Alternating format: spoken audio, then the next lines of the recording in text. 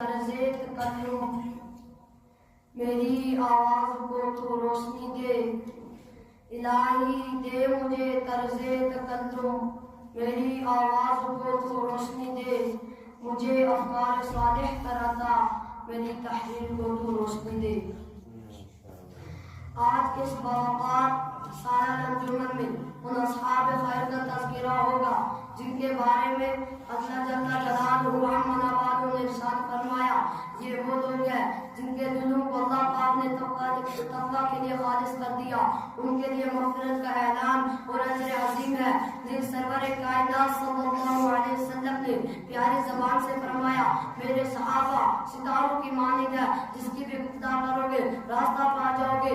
دوستو، خالق و مالک کا دستور رہا ہے کہ انسانوں کی ہدایت کے لیے رسول کو بھیجتا رہا، چنانچہ حضرت آدم علیہ السلام کو بھیجا، حضرت نوح علیہ السلام کو بھیجا، حضرت ابراہیم علیہ السلام کو بھیجا، حضرت موسیٰ علیہ السلام کو بھیجا، حضرت عیسیٰ علیہ السلام کو بھیجا، آخر میں شہنشاہ وفا تاجدار مدینہ سرور کائنات خاتم الانبیاء محمد رسول اللہ صلی اللہ علیہ وسلم کو بھیجا۔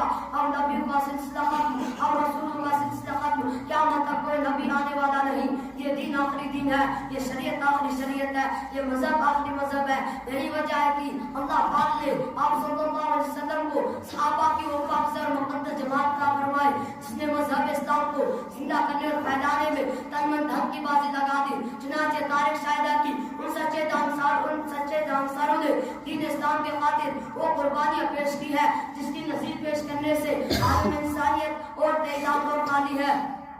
یہی وہ صحابہ ہے جنہوں نے حکم خداوندی اور پیغام محمدی کو عام کرنے کے لیے گردنیں کٹا دی، عورتوں کو بیوہ، بچوں کو یتیم کر دیا۔ محترم حضرات، صحابہ کرام کی جماعت وہ جماعت ہے جس کو رب کائنات نے درسگاہ نبوت کے لیے مخاطب کیا، حضرت اعظم صلی اللہ علیہ وسلم کو ان کا معلم بنایا، کتاب ہدایت قرآن پاک عطا فرمائے۔ خداوند قدوس نے خود ان کا امتحان لیا، صحابہ کرام کے مقدس گرہ امتحان میں پورا اترا۔ خداوند قدوس نے انعام رضی اللہ عنہ ورضوا عنہ کا مسئلہ سنایا۔ حقیقت یہ ہے کہ صحابہ کرام دین کا ستون ہے، صحابہ کرام کو تو خیر و مدد کے بھی واسطہ مخاطب ہے۔ صحابہ کرام پاک باز ہے، ان کے قلوب تقویٰ طہارت سے لبریز ہے۔ قرآن پاک میں جا بجا اللہ نے ان کی تعریف فرمائی، قرآن پاک ان کی تعریف رتب اللسان ہے۔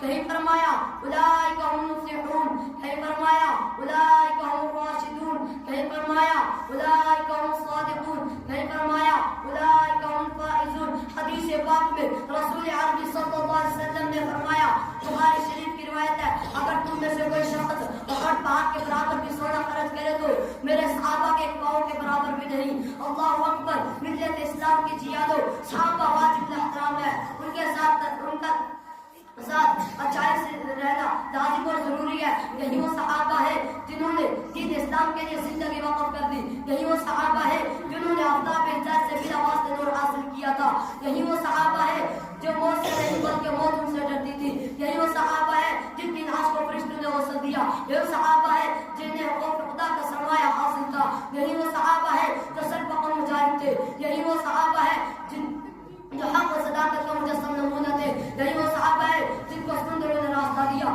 یہی وہ صحابہ ہے جن کو شیر نے سواری دی۔ یہی وجہ ہے کہ دربار رسالت سے ان کو اصحاب نجوم کا مدعا ملا۔ قرآن نے تعریف کی، اللہ نے ان کی تعریف کی، رسول نے ان کی تعریف کی، مگر ایک مذہب اسلام کے مطابق آج سے 1400 سال پہلے ہی خاتم الانبیاء محمد رسول اللہ صلی اللہ علیہ وسلم نے زبان سے فرمایا، میری امت 73 فرقوں میں تقسیم ہوگی، ہر فرقہ ناری اور جہنمی ہوگا، مگر ایک فرقہ نجات پانے والا ہوگا۔ نجات پانے والا فرقہ وہ ہوگا جو میرے اور میرے صحابہ کے نقش قدم پر گامزن ہو۔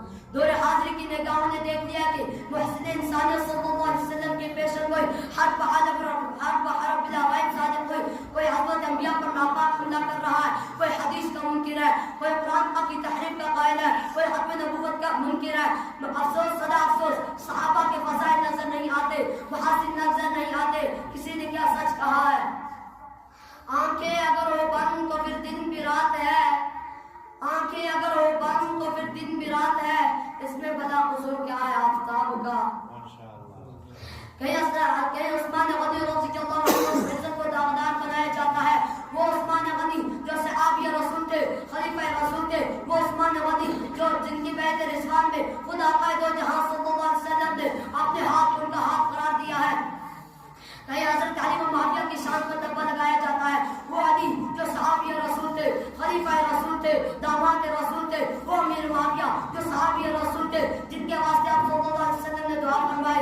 کے بارے میں حسن بصری رحمۃ اللہ علیہ کا قول ہے کہ صحابہ کے میرے معاویہ کے گھوڑے کے نام کے اوپر کا غبار عمر بن عبد العزیز سے 1000 درجہ بہتر ہے. ان کی شان میں کہا جاتا ہے کہ وہ خود اور ان کے علم سے تمام خطبوں میں حضرت علی کو گالی دیتے تھے. کہا جاتا ہے کہ انہوں نے قرآن و سنت کی صریح طور پر مخالفت کی. کہا جاتا ہے کہ بعد غنیمت کی تقسیم میں انہوں نے کتاب اللہ اور سنت رسول صلی اللہ علیہ وسلم کی خلاف ورزی کی. ہائے افسوس، کاش ان برائی کرنے والوں کا قلم ٹوٹ جاتا، کاش ان کی زبان موم ہو جاتی، کاش ان کے ہاتھ شاد ہو جاتے. میں پوچھنا چاہتا ہوں برائی کرنے والوں سے کہ عرب میں تپتے ہوئے صحرا اور چلچلاتی ہوئی دھوپ میں ظلم و ستم کس نے برداشت کیے؟ اسلام کے خاطر گردنیں کس نے کٹائی؟ صحابہ نے. عورتوں کو بیوہ بچوں کے یتیم کس نے کیا؟ صحابہ نے. رائے خدا میں مال و دولت کس نے لٹایا؟ صحابہ نے. جانوں کا نذرانہ کس نے پیش کیا؟ صحابہ نے. اسلام کو پروان کس نے چڑھایا؟ صحابہ نے. حق و صداقت کا پرچم کس نے لہرایا؟ صحابہ نے. باطل کا جھنڈا کس نے گرائے؟ صحابہ نے. کفر و شرک کا گدا کس نے گھونٹا؟ صحابہ نے. پیٹ پر پتھر کس نے باندھے؟ صحابہ نے. اگر صحابہ کرام نے وہ حیرت انگیز کارنامے انجام دیے ہیں جس کو تاریخ کبھی فراموش نہیں کر سکتی. میں اپنے موضوع کے نیچے